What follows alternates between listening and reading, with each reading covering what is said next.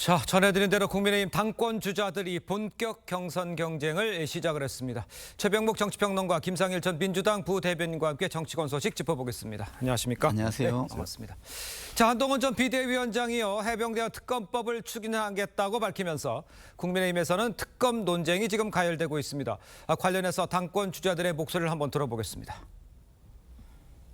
몇 번 국민들의 의혹이 풀어드릴 수 있었던 계기를 놓쳤고 오히려 증폭시켰습니다. 더 나은 진실 규명을 하겠다는 입장으로 바뀌는 것이죠. 저는 그것이 총선의 민의를 받아들이는 것이고. 자, 그러면 한동훈 특검도 야당이 발의했는데 여론조사 높으면 그럼 특검 하시겠습니까? 순진한 생각이라는 거예요. 그래서 제가 이 정치 역시 좀 오래 하셔야 된다는 생각이 드는 게요.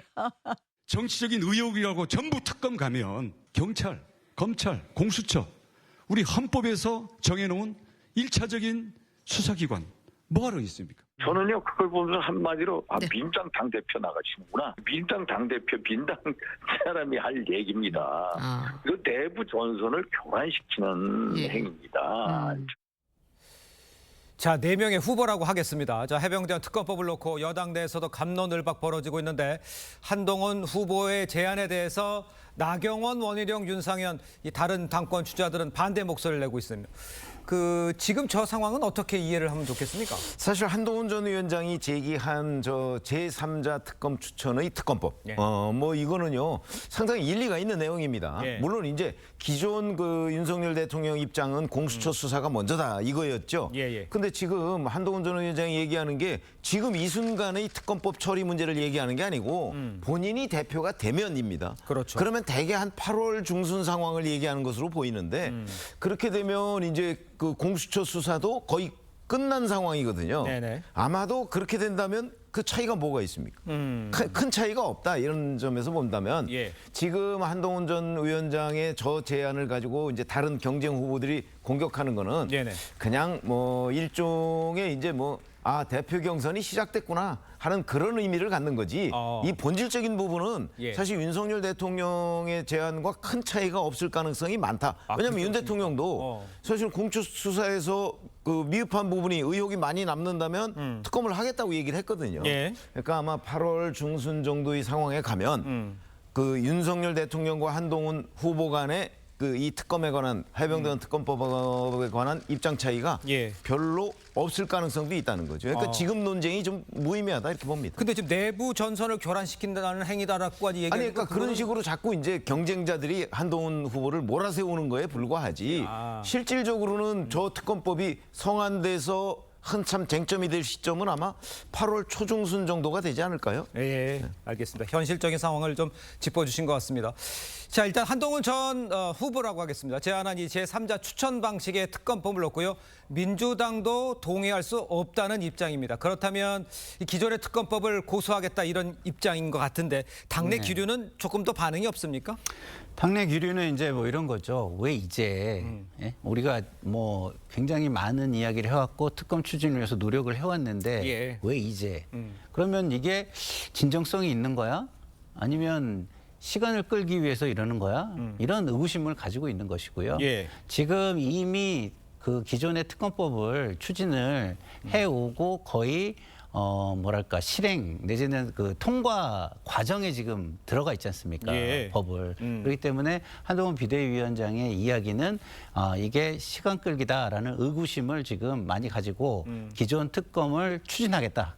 뭐 이렇게 좀 기류가 잡혀 있습니다. 알겠습니다. 아까 최병명 위원께서 말씀하신 거를 제가 다시 추가적으로 질문을 드리면 그렇다면 그 3명의 일종의 그 반한 연대를 구성하거나 이런 식의 형태는 아니다. 다 같은 방식으로 특검법을 생각하고 있다. 이렇게 생각하시는 건가요? 아니죠. 경쟁자 3명은 지금 한동훈 후보가 그 제안한 것을 공격하는 입장 아닙니까?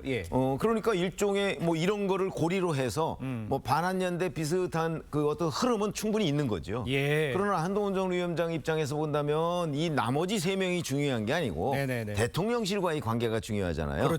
그럼 그 관계에서 볼 때는 만약에 8월 중순쯤에 특검법안을 낸다고 한다면 그렇다면 윤석열 대통령과의 관계에서 그렇게 굉장한 그 어떤 차별점이 생기는 지점은 아니다. 이제 이렇게 말씀을 드리는 거고 이제 민주당 같은 경우 이제 제3자 추천 부분하고 이제 본격 본질적으로 다른 거잖아요. 그렇죠. 저는 민주당에서도 뭐 김영배 의원 같은 경우는 그 제3자 추천 문제를 한번 고려할 만하다 이렇게 얘기를 했더라고요. 네. 그러니까 한번 제3자 추천 문제 이게 공정성과 관련된 문제거든요. 이 문제는 한번 민주당도 진지하게 검토를 해야 되는 건 아닌가. 그냥 시간 끌기용이다 그러고서 걷어차고 만약에 그냥 단독으로 그 통과를 시켰을 때 또다시 윤석열 대통령의 제의 요구에 맞닥뜨리게 되거든요.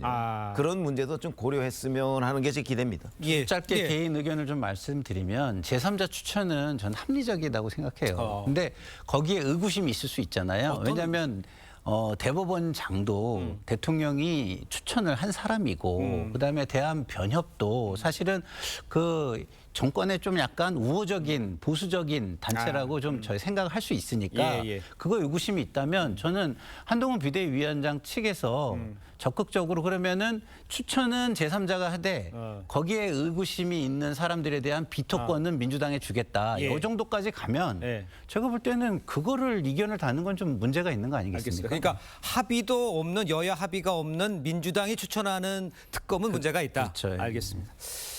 자, 이런 상황에 아까 최병무 위원께서도 언급을 해주셨습니다만 이 대통령과의 관계 이게 굉장히 중요하다라는 말씀을 해주셨습니다.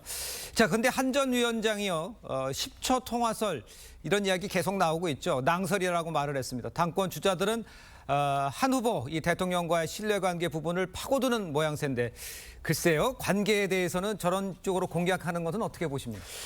저거는 이제 10초냐 11초냐 15초냐 뭐 이런 게 그렇게 중요한 건 아니고요. 다만 짧게 대화를 한 것이냐 아니면 좀 길게 이런저런 얘기를 한 것이냐. 그러니까 감정의 앙금을 풀었느냐 풀지 못했는데 그게 더 중요한 거잖아요. 그러니까 나는 만났다 뭐 이렇게 얘기를 하니까 거기서 이제 10초 얘기가 나오는 그렇죠. 거라고 예. 저는 봐요. 예. 근데 저희들이 취재해봐도 그렇게 길게 통화한 것 같지는 않아요. 그러면 그 완전히 화해를 했다고 보기는 어려운 거거든요. 예. 그거는 지금 여기가 집권당이잖아요. 그렇습니다. 그리고 윤석열 대통령은 이른바 1호 당원이라고 하잖아요. 예. 그러면 윤석열 대통령의 친윤계가 현실적으로 당내에 상당히 많은 상황에서 자 윤석열 대통령과의 관계가 정말 아주 의례적인 관계냐 아니면 과거 윤석열 검사 한동훈 검사 사이의 관계처럼 정말 상당한 정도로 회복이 됐느냐 하는 거는 한동훈 전 위원장의 당선 가능성을 점치는데 굉장히 중요한 요소거든요. 그래서 저 얘기가 나오는 거죠. 그래서 그러나 여하튼 저희들의 취재 결과를 보면 뭐 10초인지 11초인지는 모르지만 그렇게 길게 통화한 것 같지는 않다 이겁니다. 알겠습니다. 자, 이제 그 당권 주자들이 과연 그 누구와 함께 할지 이것도 관심입니다. 저희가 준비된 그래픽을 좀 보시면요. 지금 한 전 위원장, 한 후보 같은 경우에는 장동혁, 박정훈 의원과 또 진정호 청년 최고위원 출마를 하고 있고요. 그 다음에 이제 화면을 바꿔서 그 다음에 나경원 의원 같은 경우에는 뭐 구시대 런닝메이트는 구시대 정치다라고 얘기를 하고 있었고요. 그 다음에 원희룡 장관 같은 경우 김민전, 인효한 의원을 거론하고 있습니다. 윤상현 후보는 구성 중이라는 이런 이야기를 하고 있는데 그 일단 뭐 세 분리기를 지금 해야 되는 이런 상황이죠. 누구나 다. 그러니까 이거를 그냥 세분리기 관점으로 보기는 좀 어렵다고 저는 보고요. 지금 당원 당규가 개정이 돼가지고 선출직 최고위원이 5명입니다. 4명의 청년위원까지 5명인데 이 5명의 선출직 최고위원 중에 4명이 사퇴를 하면은 비대위가 꾸려지게 돼 있어요. 그러니까 한동훈 비대위원장 입장에서는 선출직 2명이 자기 사람이 아니면 자기가 끌려 내려올 수 있는 그러니까 대표직에서 끌어내려지는 상황을 얼마든지 외부에서 만들어낼 수 있는 상황이 돼버리는 겁니다. 그렇기 때문에 이거는 단순한 세분리기가 아니라 그 당대표의 직위를 유지하는데도 절대절명의 과제가 돼버린 거예요. 그래서 사실은 러닝메이트의 개념은 없지 않습니까? 없는데 한동훈 비대위원장이 이걸 만들어서 지금 당대표 경선에 나서고 있게 되는 것이다. 이렇게 저는 생각합니다. 알겠습니다. 그 4명의 당권 주자들 모두요. 이재명 대표의 사법 리스크를 정조준하면서 이재명 대항마를 자처하고 있습니다. 그렇다면 그 민주당으로서는 그 밖에서 봤을 때 누가 당대표가 되는 게 가장 부담스럽고 껄끄러운 상대가 될 수 있을까요? 아니 지금까지의 그 윤석열 대통령의 국정 운영 지지율이 이제 저조한 상황이잖아요. 그래서 이제 반전이 지금 이루어지지 않고 있습니다.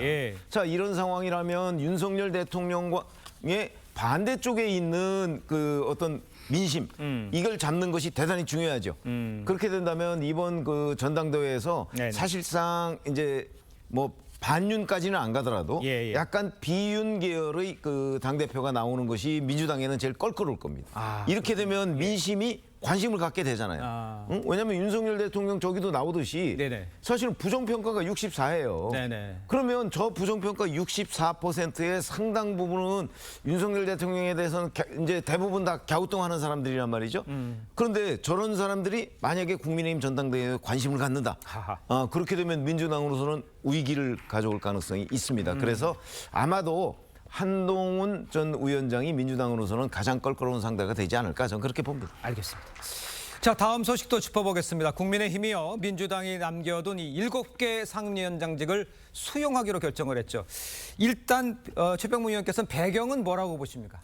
못 견디는 겁니까? 사실은 대항할 무기가 없는 겁니다. 싸워야 되는데 예. 싸워야 할 도구가 없지 않습니까? 워낙 압도적인 의석 차이가 나기 때문에 네네. 그 도구가 없어요. 그러면은 왜 처음부터 그러면 7개 상임위를 받지 않았느냐. 또 이런 거에 이제 봉착할 수가 있는데 예. 저는 저런 점에서 사실은 지피지기 여기에 실패했다고 봅니다. 민주당이라고 하는 데가 과연 어떤 국회 전략을 가지고 있느냐 하는 거를 예. 추경호 원내대표가 파악하는 데 실패한 거죠.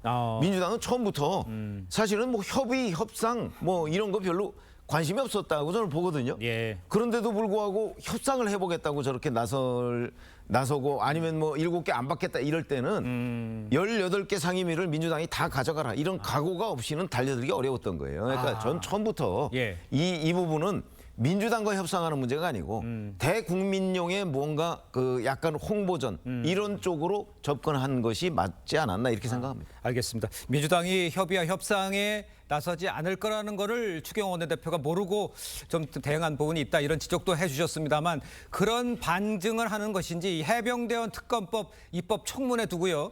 야당에서는 진짜 무법천지다 이런 비판과 함께 정청래 법사위원장에 대해서 국회 윤리 제소를 검토 중이라고 했습니다.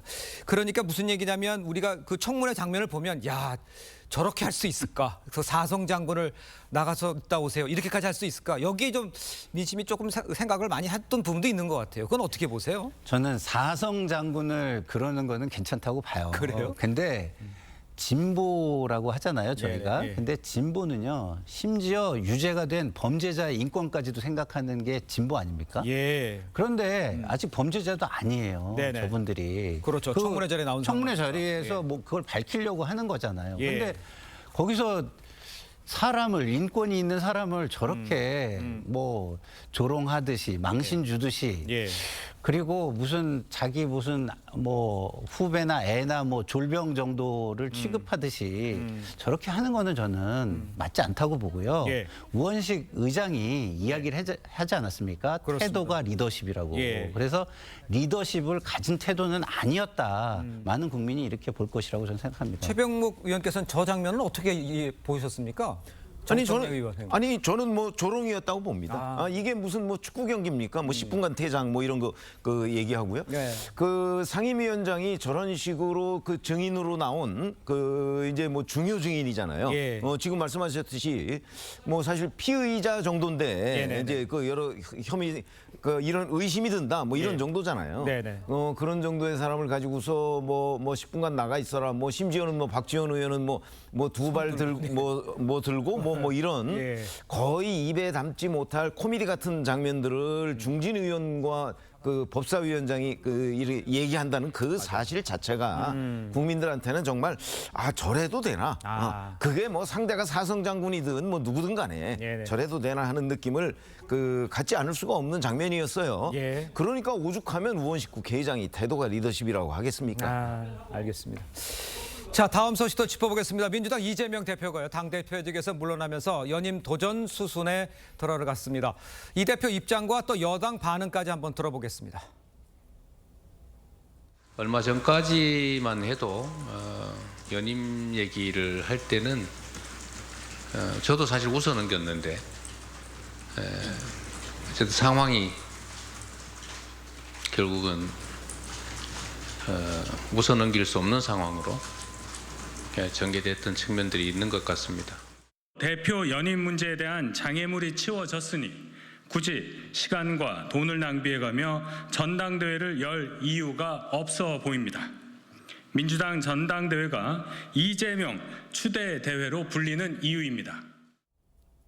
자, 이 대표 연임 도전을 위한 당대표 사퇴로 보이는데 당장 이 당대표 출마 선언을 하지 않았습니다. 근데 제가 좀 주목할 부분은 웃어 넘길 수 없는 상황이 전개됐다. 뭐를 뜻하는 겁니까? 저 웃어 넘길 수 없는 상황이다. 저는 대북 송금 문제에 대한 기소 이걸로 봅니다. 예.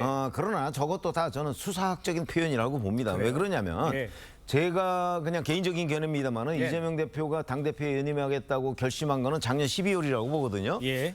그러니까 그때 전당대회 룰을 바꿨습니다. 권리당원 비중을 높이고 대의원 비중을 낮췄죠. 예. 그게 결국은 개딸이라고 부르는 그 강성 지지층의 영향력을 확대하는 거잖아요. 네네. 그렇게 되면 본인이 그때 이미 연임할 생각을 가지고 있었던 거죠. 아하. 이제 이재명 대표의 말을 따라가다 보니까 정치가 네네. 뭐 올 초에 뭐 사실은 자기 당대표 다시 하기 싫다 뭐 이런 얘기를 했잖아요. 예.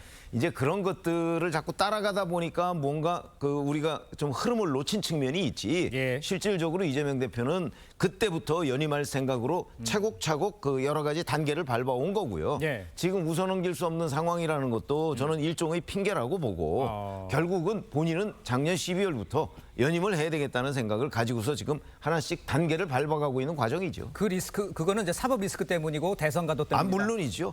대선 가도와도 무관하게 사법 리스크 때문이죠. 물론 연결돼 있지만. 알겠습니다. 지금 사법 리스크 예. 때문이라고 언급을 했습니다만 당내에서는 글쎄 그건 좀 당대표는 내려놓는 게 좋지 않겠냐. 또 리스크 방어에 집중하는 게 좋지 않겠냐. 이런 말도 나오고 있잖아요. 어떻게 보세요? 그렇죠. 이제 이재명 당대표가 사실은 차기 대권이 가장 중요한 거 아니겠습니까? 그렇습니다. 근데 차기 대권을 생각하면 이게 별로 도움은 안 되죠.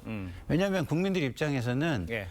이게 정당이 예. 민주정당, 대중정당이 되길 바라지 예. 뭐 1인 정당이 되기를 바라진 않지 않습니까? 그런 측면에서 보면 저걸 잘한다고 생각하고 지지를 더 보내주기는 어렵다. 특히나 예. 중도층의 지지를 끌어오기는 더 어렵기 때문에 예. 저게 좋은 모습은 아니다 이렇게 생각할 거예요. 예. 더더군다나 이게 총선에서 이긴 후에 그 자신감으로 자연스럽게 그냥 당대표에 재도전을 하는 거라면 저도 그거에 대해서는 할 말은 없을 것 같아요. 근데 당원 당규를 위인설법으로 의심을 받아가면서까지 개정을 하고 당대표에 간다면 예. 그거는 1인 체제의 강화로 5인 받기가 딱 너무 좋다. 좋지 않습니까? 예. 그러면 그 1인 체제의 강화를 왜 하려고 하느냐 이런 의구심을 갖게 되는데 거기에 본인이 웃어넘길 수 없는 상황으로 변하고 있다. 이 얘기는 뭐냐? 사법 리스크가 더 커졌다라는 걸 얘기하는 거잖아요. 예, 그러면 알겠습니다. 그렇기 때문에 당대표에 나간다?